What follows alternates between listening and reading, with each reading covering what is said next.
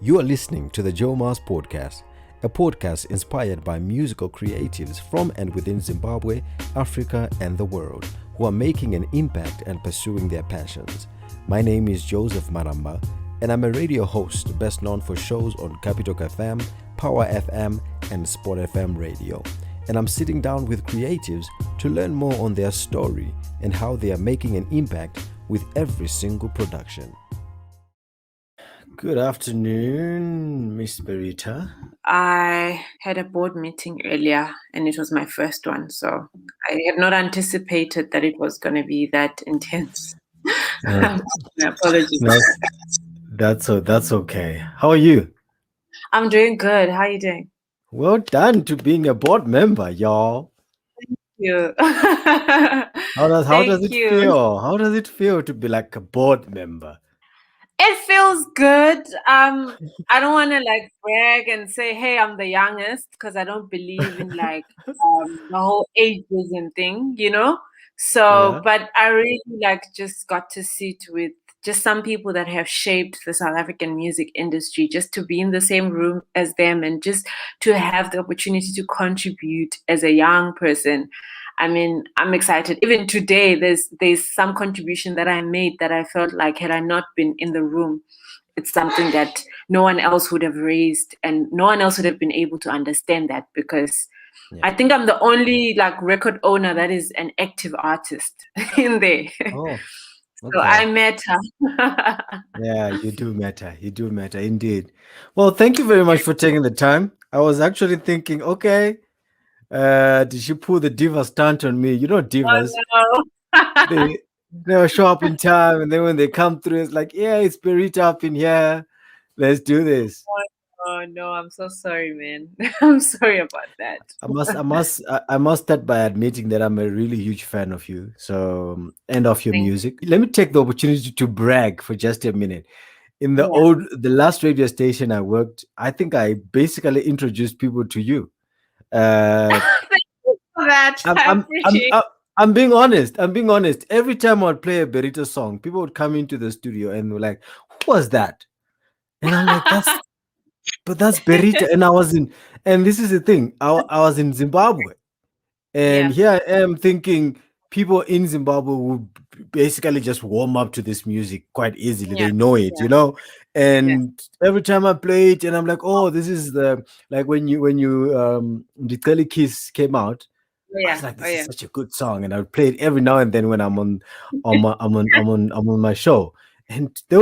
they would still come in and say, who is that? And I'm like, guys, don't you like, you know? So Thank you, Joe. I I appreciate that. I am I wanna aware go. that, obviously at home, I think people are aware of me, but I think I'm honest with myself to know that my sound is not really the Zimbabwean sound. Mm. And I also know that I sing in Xhosa. I don't sing in Ndebele, which is, I do have songs in Ndebele. And by the way, Xhosa and Ndebele are very close to each other. But I'm aware that, some people know the music and they don't know the person. But Mm. also, in a way, I don't like being famous, Joe. So How? I Kanjan? I don't like it. Like I like that people know me and I like that I'm making an impact. But Uh, to be at the center of it, to be the trump of it all, no, I don't want to be. I don't want to wow. be super famous. I don't like that. Is it? Mm, In my field of work, I've interviewed a lot of artists, so yeah, this much I know though. I'm just asking, but I really never thought of you in that kind of manner. You know, yeah, it's actually yeah, news. But I've met a lot of artists sometimes that really don't want the whole stardom. They want to sing, they want to produce good music, they want to be impactful in the community, but the yeah, what comes along with it, they're not really yeah, they don't really yeah. like it. I'm very fortunate. I can go buy bread at the shops, no one will really bother me. People see me, I'm like, oh, hi, Bruce. And you know what I mean? Not to Uh, say that I don't allow for people to see me and really have like a fan moment. I mhm. have those moments and I appreciate them because I know they come from a deep place. But I also appreciate a sense of privacy and a sense of normality in my life, because Mm. people have this thing about celebrityism that it's people go gaga, you know, people Yeah, go crazy yeah, and people yeah. excuse. And like, even in my family life, I don't like to be treated as someone that's like, even my parents know, or like people close to me, like, don't bring your friends to the house that are gonna be like, oh, this is better. No, like, when I'm at home, I'm cool, cool. You're gonna find me in my old raggedy clothes. I'll be Yeah. cooking. I'm having a normal life experience, because people tend to just have this thing of putting a celebrity above Mm. and beyond what is normal. Yeah. Yeah. You're so right about that. So right Yeah. about that. But thank you very much for coming through, man. I'm so happy. You don't know how happy I am. You don't know how happy I was. Busy Yeah. cleaning. I was busy cleaning the walls. I took a bath. I combed my beard. I was like, Berita has to see me quite nicely. And, I put on a barrette. I was like, okay, barrette and Berita, they kind of rhyme. So, I was like, okay, let me do something fun with this. Thank you, Joe. You're That's all making me right. laugh. That's yeah. So firstly, I listened to your latest track, eh? Mm-hmm. Ungan Bulali. Mm-hmm. What a track that is. I mean, who are those voices joining you on that song, and how, at the like it's like a choir sort of. Yeah, yeah. It's the Indlovu Youth Choir. Hmm. They are Okay. from South Africa. They're a young, internationally acclaimed choir. I mean, they're like, they went to X Factor in the Yeah. US, and they came out like, I think, like number two or something like that. But like I mean, they're international. They're amazing voices, and I'm happy to have done that song with them. Man, that song is brilliant. I love them. And by the way, in Yeah. Lovu, whenever you listen to this, you guys rocked, and you too, Berit. I mean, Thank you came up with the song, right? But you. I'm curious to know how it came about. How did that song come about? Yes. So I worked on that song last year, September. I was on a production trip with my production team. I was working on my upcoming EP. It's not even out yet, actually. The song, which this, it's supposed to be in this upcoming EP. But when we worked on the song, and I didn't work on that song alone, I worked with a co-writer called Lucy Smith and two composers, John London and Tsehofatso Tefo. So when we Mm. worked on the song, I had in COVID, there was a time where every other day there was a story about GBV. There was a story about a woman, just distasteful stories about women being treated unfairly, and sometimes, you know, suffering and dying at the hands of a man. And it kept bothering me. So I kept writing and recording some ideas of my feelings. And then when I went to the camp, I made my team listen. I was like, hey, this is what I've been coming up with. And then we ended up reworking that idea and coming up with Ungandi Bulali. And then that moment, I knew that I needed a choir on the song. And I also knew that the song needed to come out for 16 days of activism. We ended up partnering with the SABC on that song because we wanted to amplify that message, particularly, during the 16 days of activism, because internationally everyone is looking into the issue. I mean, it's a brilliant song. I don't want to lie to you. Thank you. I've listened to I always say this. I've listened to many songs. I've listened to many songs, and I have Yeah. a unique skill that I pride myself with. And I'm just gonna toot my horn for a few seconds. If I listen to a song, in the Mm, first 30 seconds, that's it. I mean, no. I'm sold. I don't Mm, have to go to 1 minute, 1 minute 30, 2 minutes. I don't. 30 mm, seconds, I knew this song was gonna be a hit. So I'm really happy that I have that opportunity to interview you. I mean, listen, yeah, you wrote that song and you performed that song. What a wonderful time. Thank you very much. I yeah, also have to give you props on the album, Songs in the Key of Love. yeah. Yes, yes. The synth on, I don't know if this is the is synth on that song Makoti. Um, yo, That song, man, I loved it. And then there was also the Saturnus of Zanemvula. Oh yeah, Okay, and yeah. is that Venda? Is that Venda on Yeah, that song? it's Chitsonga. Tonga, Tonga. Yeah. Okay, okay. Mm, I love it. I totally love the album. So I do this every time when I have, an artist that I have to interview. So I go through some of their music and I go through their music and I watch lots of things about, and I read.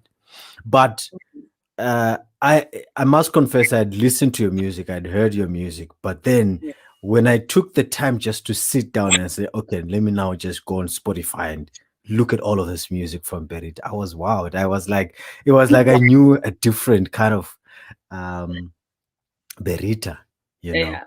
How Yeah. was it when making that album for you? It was amazing, Joe. Songs in the Key of Love is my fourth studio album.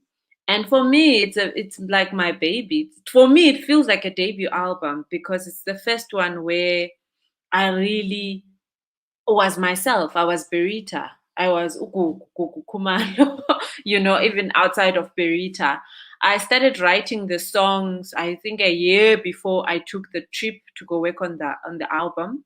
And in December 2019, um, I then took the step to say, listen, I need to make this album. And it was as if I knew that like COVID was coming because all of a sudden I just decided, you know what? I want to go January. I just want to go to somewhere far with my team and go work, on this album. And we obviously decided to go to Cape Town.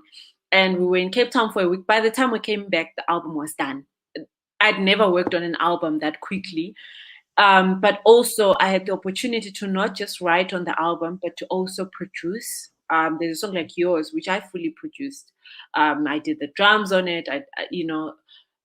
Pretty much played the only instruments I didn't play. They were keys and guitars. Um, but also in doing that, I've always been like, I'm a person that's interested in knowing that everything that I put a stamp on is truly something that I know how it was done, especially because I've been doing this for 9 years. So with this album, even like when we were in studio, the sounds that I used, I had to approve. I had to say, yes, I like this. No, I don't. How about let's make it warmer? Let's make it lighter. Let's make it brighter. I was really involved in that process. And as well, once we were done with the album, I mean, even shooting the sleeve, shooting the videos, the marketing of the album, I really got my hands dirty as a creative and as an executive. Wow. Wow. Big up to you, man. Big up to you. At most, you hear conversations with female artists is I did the album, and at most, the extent at which they go in the production side of things is probably just playing an instrument. So, Yeah. okay, rarely do you meet artists that want to go all the way. They want to Yeah. go all the way.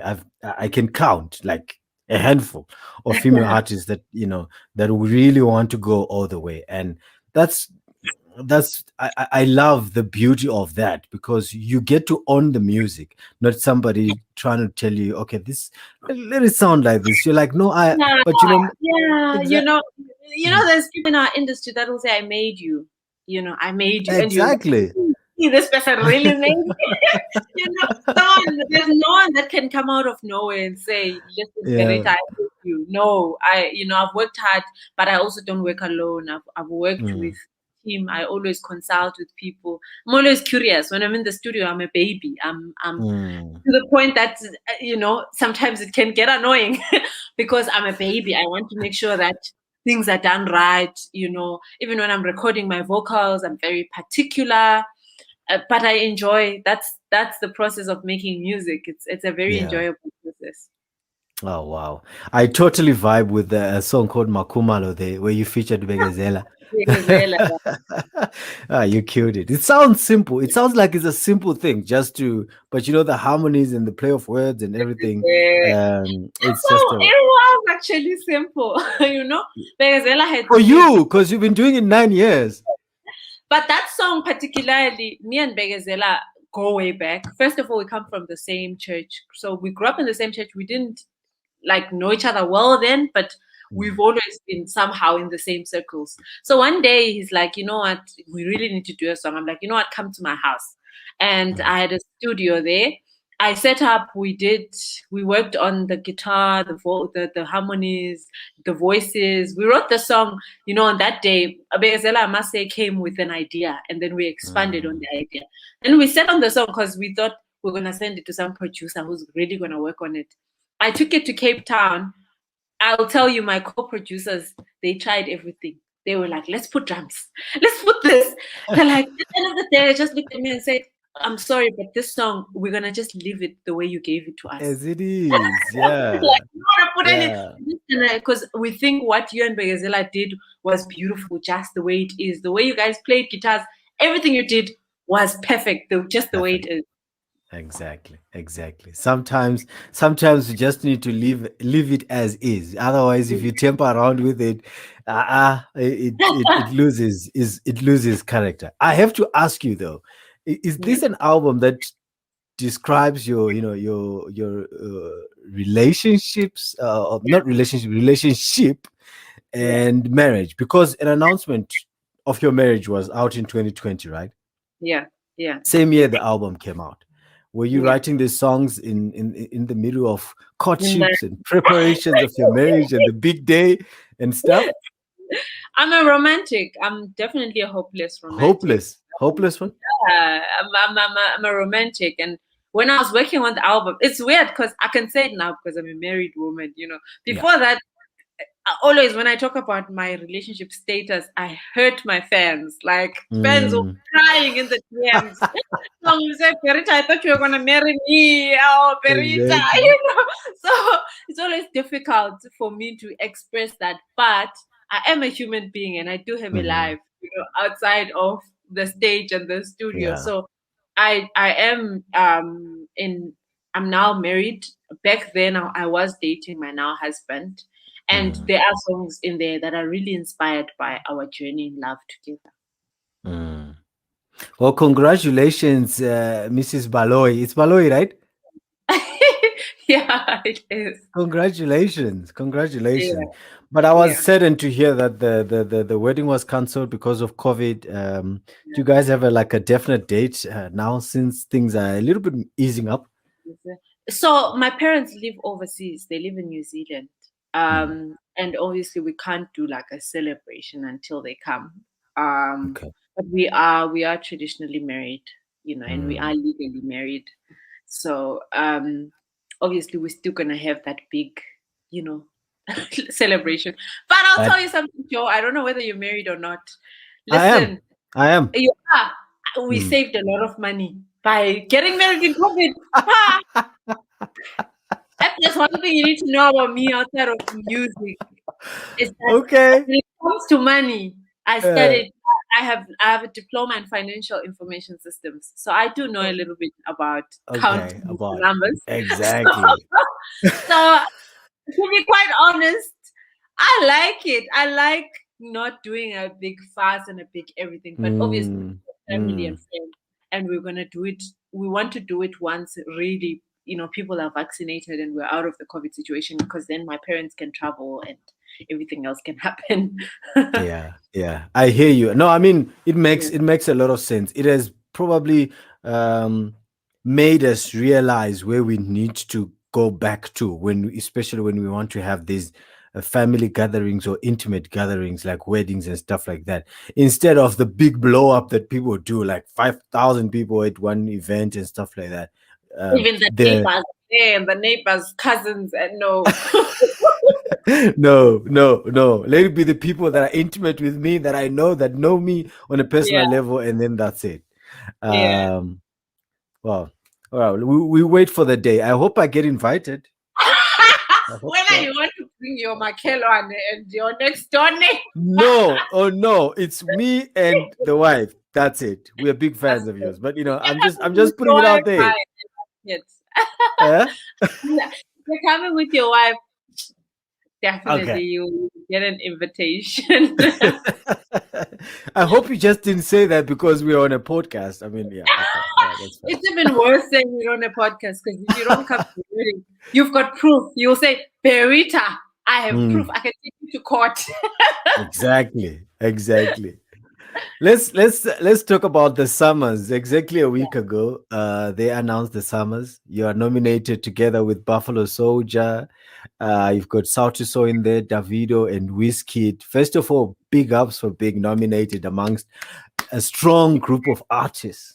Yeah, That's a yeah, strong lineup. yeah, yeah, You yeah. know, how are you feeling The about this nomination? boys have to stand aside. This is my award. I don't want to talk to anybody. I don't want to fight with anybody. They've You got know, to. They've got to. I'm very serious about this one, because I've been in the South African music industry for 9 years now, and there's been many instances where I qualified for the summers because I make quality music and I make music that South Africans respond to, but because of the rules, the summer regulations, if you're not a South African resident, you don't qualify for most of the categories. So this is the first time where the new rule came in to say there's this uh, best rest of Africa award, which recognizes people that are doing work in South Africa, but they're not necessarily of South African, like residency or citizenship. So when I look at that, I mean, I know that, I'm excited to be nominated under, like, with African giants. These are big names, but I think my contribution to the South African music trumps their contribution in this instance particularly. Oh, okay. No, I agree with you, and you have every right to be confident about this. If you have every right, and I'll be rooting for you. It's not a people's vote, is it? Not? I don't think No, so. it's But not. yeah, but your The, contribution has been really, really yeah, wonderful. yeah. I mean, the thingy, the voting. There's whether it's a board. I'm not sure how it works. They Mhm. decide what happens, so they will make their decision. But in case they watch your podcast, they will be motivated. What I'm saying. They're definitely going to watch this one. They're definitely going to watch this one. So we wanted to talk about your chances. You've just rightfully said so. Going into this battle, but you know what? I always say this to people: a nomination is as good as winning. Yeah, But we would really love for you to win it. And I'm yeah, rooting for you. it would be I think awesome. I Yeah. know a guy who knows a guy who's in that board that can. Hey, bruh, Okay. you never know. You never know. But I'm happy Mm, because, people can see, there's young women that look up to me that can say, you know what, it's taken a bit longer to happen, mm, but it does happen at some point. yeah. I'm so happy this interview happened today, right? Because you sent out a tweet and an Instagram Yeah, saying you took a seat at the RISA table today, which is the recording industry of South Africa. yeah, Appointed a board member of that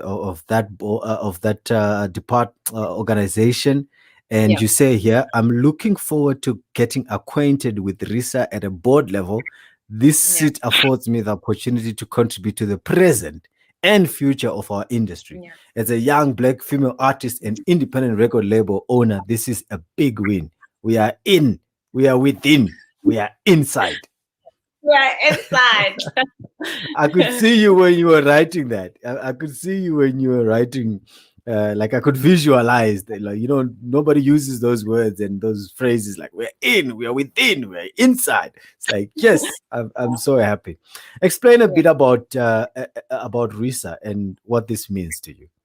Yes. So the RISA, the Recording Industry of South Africa, regulates particularly the record labels and the recording industry of South Africa.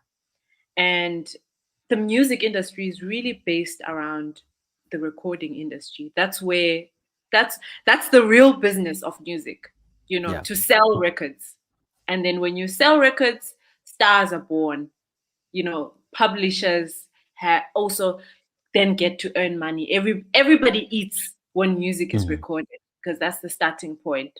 So, there are a lot of challenges involved in our industry because one, our industry is quite multifaceted, and we're not a regulated industry. So there are many challenges that face our industries. Some are challenges of, like piracy, with the issue of Fagaza, for example. Some are issues that are deeper than that, like the issue of the amendment bill, the copyright amendment bill, which is an issue that is quite technical and needs, legal teams to look into how they protect not only our industry, but the artists and the creatives and the business owners.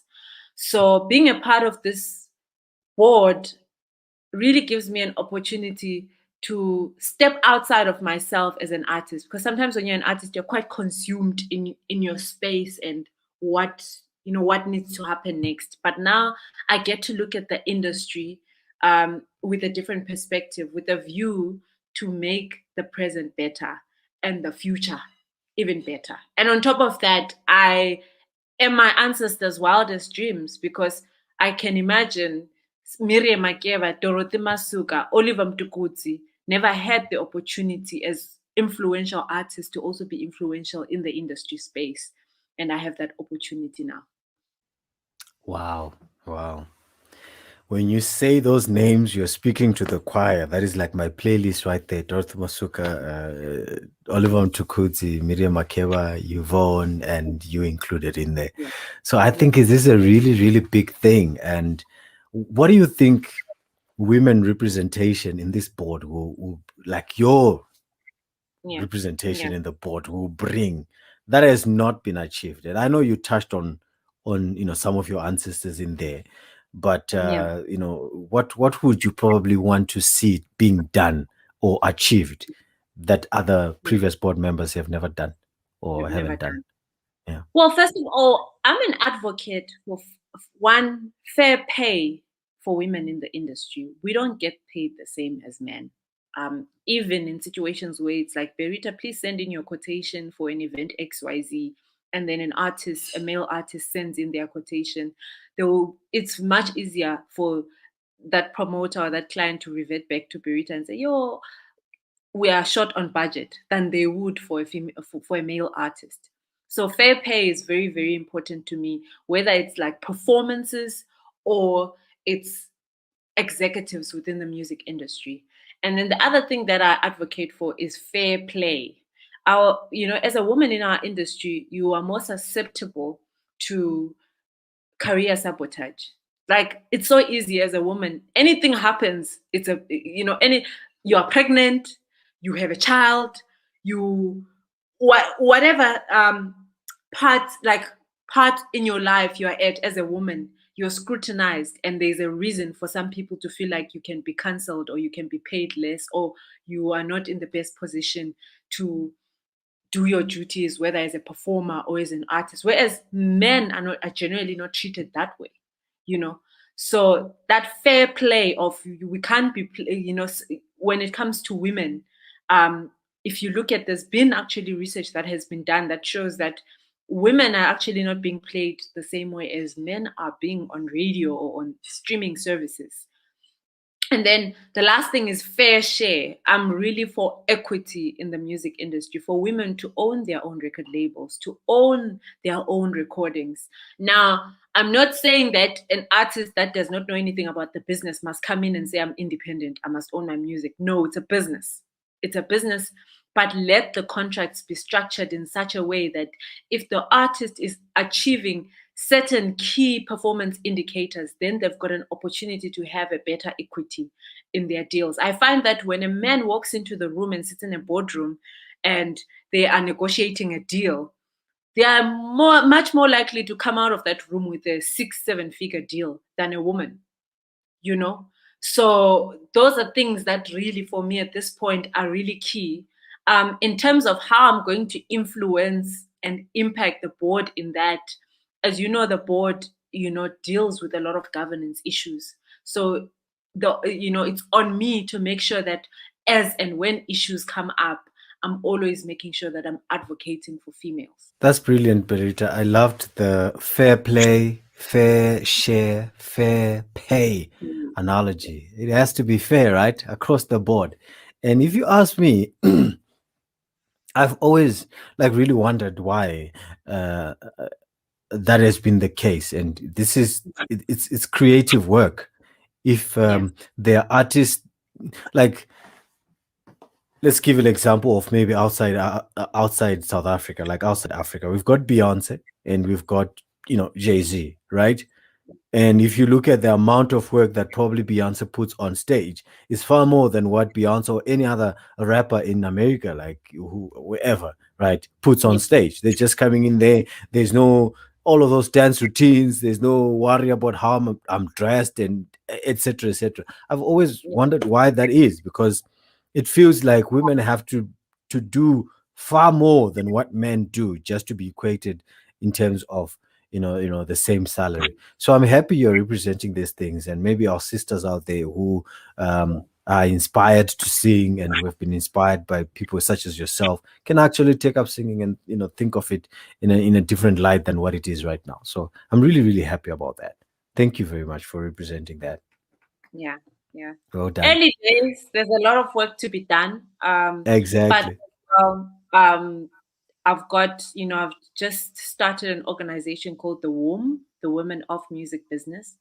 And we are still in incorporation stage. In fact, Mhm. you reached out wanting to talk about that more. Yeah. And I say, No, whoa. I was saving the best for last. I was saving the best for last. I was like, okay, we're gonna get there. But quickly before we move on to that, how long do you have to make an impact in the board?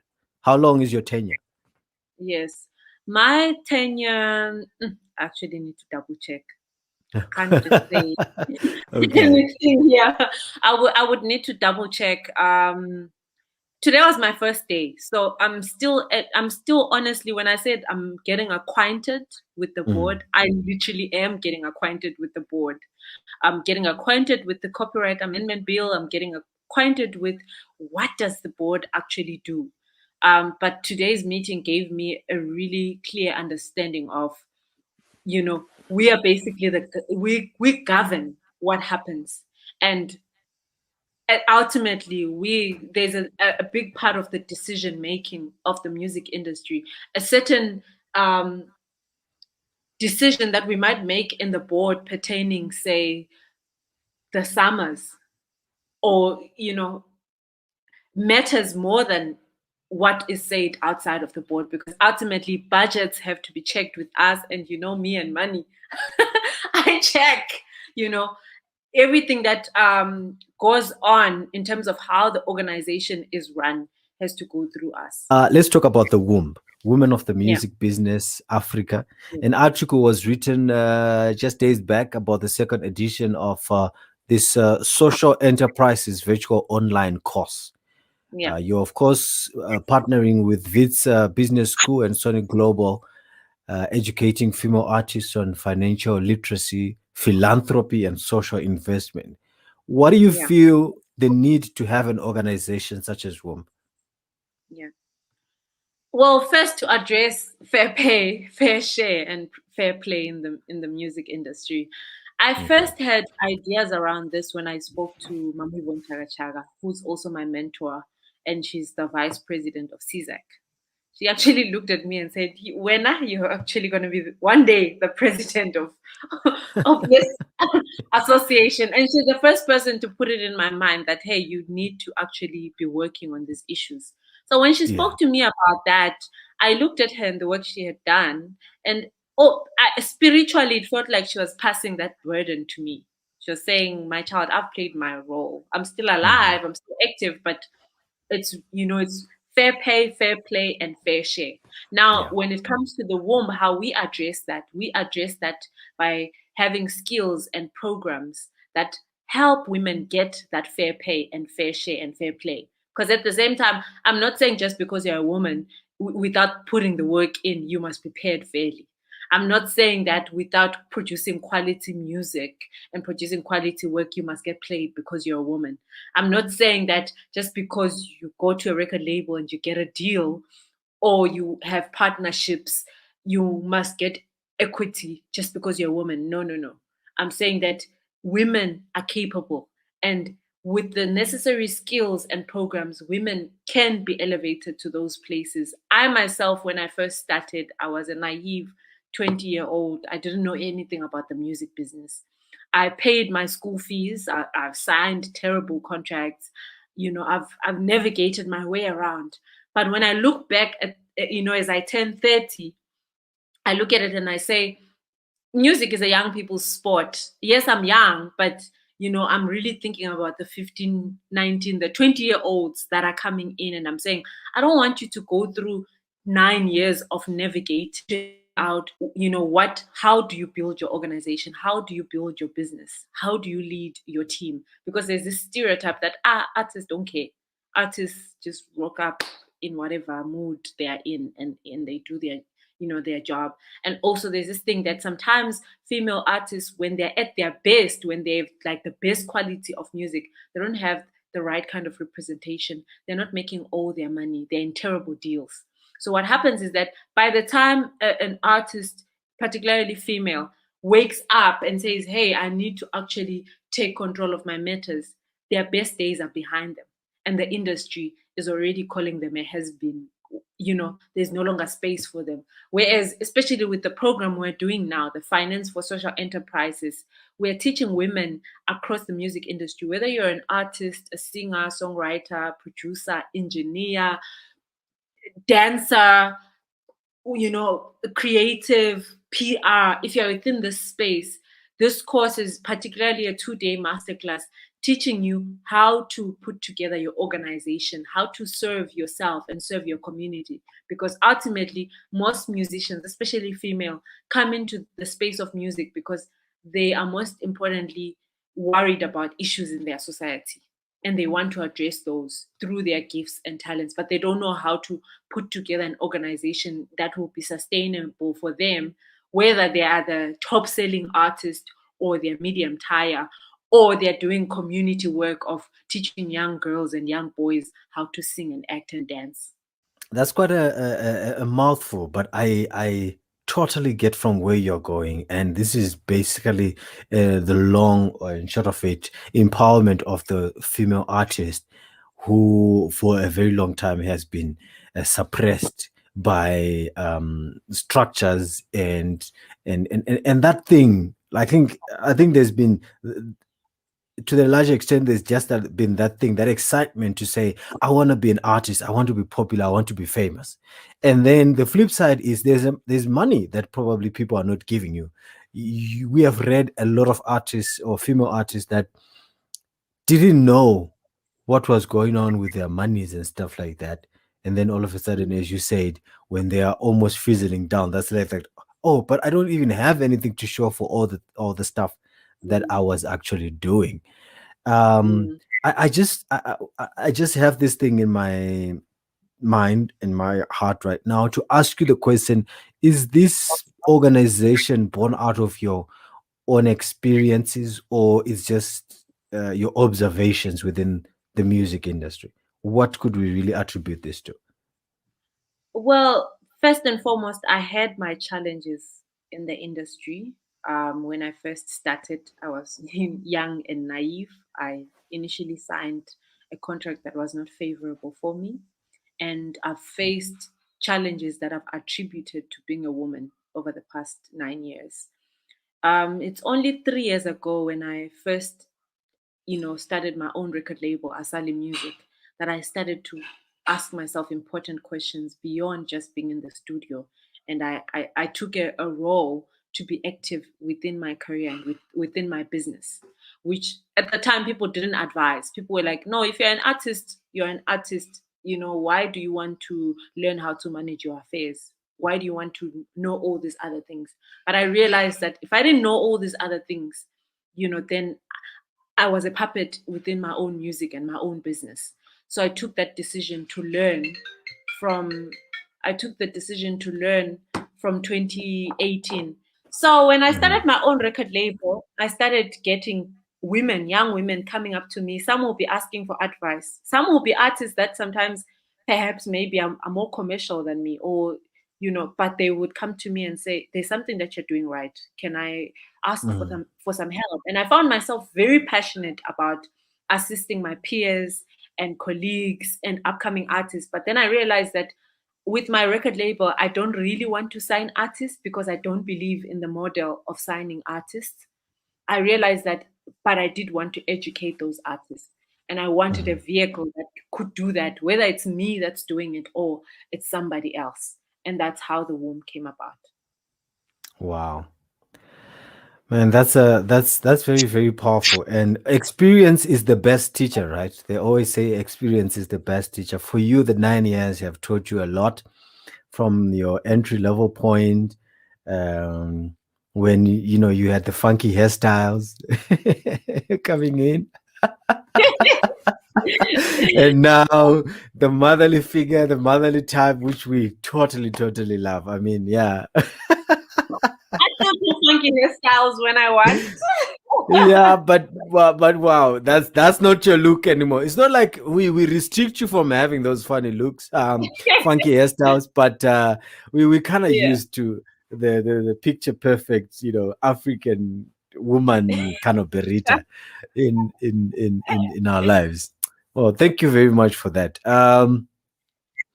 Uh, COVID-19 obviously presented a lot of things, presented a Mm, lot of challenges. mm. I mean, for you, it transcends and it went beyond even just the music. It went into your, your plans and relationship, and in terms of your, or your wedding that you wanted to have, and you couldn't have it. So, is Womb also addressing such issues pertaining to maybe, and I know a lot of artists fail to do this, which is saving for a rainy day. No one ever knew that it was going to stop. No one ever knew, like, okay, you know what? We're probably going to spend 6 7 months without touring or without having a live show. You are addressing this in Womb as well, and probably advising artists on the best way or the best investments to do, just in case something happens in life. So the program that we are going to be running, the 2-day financial masterclass, the second day is actually a very financial, but 2 days is not enough to really address personal finance, especially because it's not a personal finance course. But what we Mhm. are looking at in the near future is we're looking at continuously running different programs. They won't always be educational. Some of them will be interactive. Some of them will be grants, that allow perhaps women to finish certain projects. Some of them will be activations in different parts of the continent. We're still in the early stages of that, but we really want to address as much of the challenges that women face in the industry, particularly in the African continent, as possible. Thank you very much for doing that. And I know a lot of artists will gain the much needed understanding of the industry, the much needed understanding of how, to just present yourself, Nje. Like, I mean, the fair play, fair share, fair pay, knowledge that you gave, which I think is very, very important, so that we can uplift our musicians. If you want to ask me, I think women are more better artists than men, and that's just me. I feel like they have a lot of impact more than men. I don't know. Maybe women would tend to think men are more impactful than women. I don't know, but that's just me. I think it's great work that you're doing. So please keep us informed and up to date with what Womb is doing. And yeah, we can pass it around to everybody who wants to benefit through this initiative. Lastly, let's look at your relationship with Zimbabwe. You were born in Zimbabwe. You moved to New Zealand. You came back to South Africa. You were like, okay, let me go and work. I read somewhere that it was under the covers of I'm going to educate myself, when in actual fact you knew that you wanted to do music, right? Is that Yeah, correct? yeah. Hey, I remember fighting with my dad. My dad was like, "Huh? Why are you taking one suitcase and a guitar? Why not take two suitcases? Make sure you have enough clothes. Make sure you've got everything you need for your trip to school." My dad even promised to buy me a guitar. I was like, "I no, no, no." There's one thing I know about parents is that they can lie. They lie, and it's not gonna happen. I'm taking the guitar that I have. That's it. No. Daddy, please send me money for the guitar. They'll be like, no. You've got money for food and money for school, nothing Mm, else. yeah, yeah. Yeah. Okay, so you did a collaboration with Oliver Mtukudzi, the late, and also the late Hugh Masegela. And how do you see Mm-hmm. and I guess then it was you trying to feed off your dreams, and your dreams come true. You were an artist, and you looked up to Oliver Mtukudzi, you looked up to you Masegela, Mama Miriam Makeba, who's now your mentor. You are like basically living your dreams, the dreams that you had when you were growing up. How do Mm-hmm. you see um the local music scene in Zimbabwe? Because I don't want to say it gave birth to you, but in one way or the other, it influenced you. Is there anything that you can say about it right now? Mm-hmm. Either that is different, positive or negative, or yeah, different from when you were a young girl and dreaming to be a star one day. Yeah. I mean, growing up when I was young, Afro grooves was very popular at the time. So I used to listen to a lot of Afro grooves music. I loved, what was going on with the music in Zim when I was growing up, and also getting to work with Baba Oliver Mtukudzi. Particularly, one of I truly treasure the time that I spent working with him is because he always used to invite me to Harare. He would invite me to his solo festival to come and perform. He also used to invite me to some of his events back home. In terms of what's happening in Zimbabwe musically right now, I it's very difficult for me to know the scene very well because when I go home to Bulawayo, I generally feel that there isn't much of a music scene, and it's very difficult. I was actually talking to a Zimbabwean artist, but she's currently overseas, and she was telling me about her struggles trying to push her music in Bulawayo. And obviously, when I started my career, I left Zim when I was 16 years old. So I never at any point pushed my music in Bulawayo. So those struggles I can see whenever I go home. That if I was an artist here in Bulawayo, I'm not sure if there's enough structures. So that's what I wish that in Bulawayo. I'm happy that there's now radio stations. Sky's Metro is there and is really pushing music. But I'm hoping there'll be more structures and even corporates and NGOs that are supporting musicians in Bulawayo. And then when Mhm. it comes to the scene in Harare, I mean, Harare, I think, has always been ahead of the curve. I mean, even one of the biggest festivals in Africa, Haifa, is held in Harare. I'm fortunate to, have been in contact with a number of artists that are based in Harare, Amara Brown, Ja Praiser, especially those two, I've connected with them quite a bit. And I think there's definitely a vibe and music going on in Harare. I think the danger, though, is that the music either sounds too much like Baba Oliver Mtukudzi's style, that there's almost no progression from there, or it sounds a little bit too West African influenced in terms of the production. So I think I would say my challenge to particularly the artists that are based perhaps in Harare and in Zim is to come up with a Zim sound. I think that Bob Oliver Mtukudzi did that in his time. Mhm.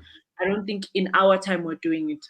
I can't be responsible for that because I know from the onset I started my career in the Eastern Cape in South Africa, Mhm. and I had long left home. I really know that I'm a culprit of not presenting Zimbabwe in terms of the Zimbabwean sound.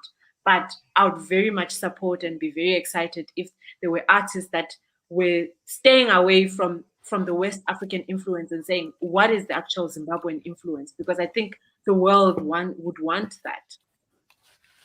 Yeah. You're right. I mean, we've spoken about it with a few friends of mine as well, and trying to look at authentic Zimbabwean sounds, just like the Oliver Mtukudzi, just like I like Majaiva. My in yeah, exactly. I like the band that is in Victoria Falls. I'm forgetting their name right now, but Zimbabwe. they've tried Mkumba. Yeah, that is like almost authentic. Like if you search around our Southern African region, you might fail to find something like that. Although they tinker as well on the periphery of Western West African sounds and stuff like that. But could it be could it be that we the world is too global to an extent that we almost feel like we it's our right or it's okay to sample sounds that are not truly an original Zimbabwean? I mean, definitely we must have other influences because at the end of the day, music is music. It Hmm. doesn't have a sound or a color. Music is music. If it touches you, it touches you, you know. Mm, But I just think that perhaps the challenge is streaming sites and commercialism. Because if you've got a song that sounds a little bit like a Wizkid song or a Davido song, then you're most likely to get into that Afrobeats playlist, and then mm, your music is more listened to by a lot of people. So it's become very difficult for people to actually come up with their own genres. But I think when they do as well, it's not to say go back to the olden days and be so mm, old school that you people don't relate to you. I think that especially with South Africa, South Africa has taught me to be open minded. You've got an artist like, for example, Majozi, who still, does her Shitsonga sounds, but mm, she does add fine gqom and piano and other much more commercial genres. But there's still a certain identity about the way she sings and the way she looks that is exciting for global. But if you go back to Limpopo, where she's from, they say this woman is ours. She represents us. I think that it would be nice if at some point in terms of Zimbabwe, we do, particularly with the upcoming crop, we do have young people that know how to put our almost like our past, present, and future together. But I also okay, just that's want to fine. also give props to Shasha here in South Mm, Africa. She also is someone who's very authentic, to herself, and has just done amazing. So, and mm. she's a sister of mine. She's Zimbabwean as well, and I just want to give props to her as well. Cool. Please tell Shasha I'm looking forward to having an interview with her. I've been trying to hit her up. Berita, yes, connect the dots. Connect the dots.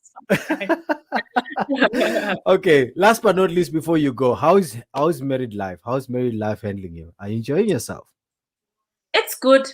It's good. It's you. It's you. I definitely feel more like an adult. It's Okay. called adulting. It's called adulting, but it's a Yeah. blessing, and it's a gift Mm, from God, and it's mm. a part of my life that I also enjoy, and I enjoy privately, outside of the spotlight. No, that's brilliant. Thank you very much. Thank you very much for coming through. And yeah, I hope you won't be like Dolly Parton, hey, to keep the husband away from the limelight as much as you can, like so much so that we don't know. At least let us just relate with him when we meet him, and we look out for each other as a brother. I'll be like, hey, Baba, aren't you Baloy? Stop it now. If ever there's something like that. Thank you very much, Berita, for coming through, man. All right, my pleasure. Thank you. You are such a wonderful artist. I look forward to so many great things from you, and please keep flying our flag high and high as much as you can. We love you. I love you. All right, yes, thank you. Bye. You are listening to the Joe Mars Podcast, a podcast inspired by musical creatives from and within Zimbabwe, Africa, and the world who are making an impact and pursuing their passions. My name is Joseph Maramba, and I'm a radio host best known for shows on Capital FM, Power FM, and Sport FM radio. And I'm sitting down with creatives to learn more on their story and how they are making an impact with every single production.